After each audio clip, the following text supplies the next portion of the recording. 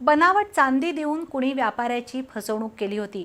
कुणाच्या घरातील नोकरानीच दागिने लांबवले होते, तर अतिरेक्यांशी संबंध असल्याची बतावणी करत डिजिटल अरेस्ट केल्याचं सांगत सायबर भामट्यांनी वयोवृद्धांची रक्कम हडपली। अशा 4 गुन्ह्यांचा राजारामपुरी पोलिसांनी तपास केला आणि पोलीस उपअधीक्षक प्रिया पाटील यांच्या हस्ते सुमारे 18.5 लाख रुपये किमतीचे दागिने आणि धनादेश मूळ मालकांना परत केले।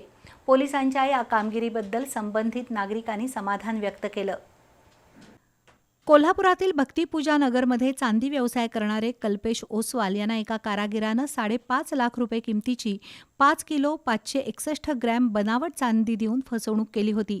तर हुपरी इथल्या सौरभ पाटील या चांदी व्यावसायिकाची 57,000 रुपये किमतीची चांदी त्यांच्या नोकरानं चोरली होती। या गुन्ह्यांचा तपास राजारामपुरी पोलिसांनी केला होता।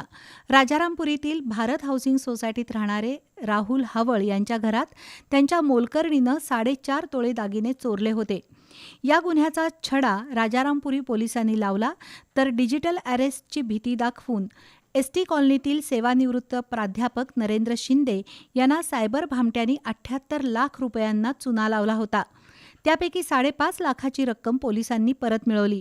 या 4 गुन्ह्याच्या तपासातून सुमारे 18.5 लाख रुपये किमतीचे सोन्या चांदीचे दागिने आणि रोकड पोलिसांना प्राप्त झाली।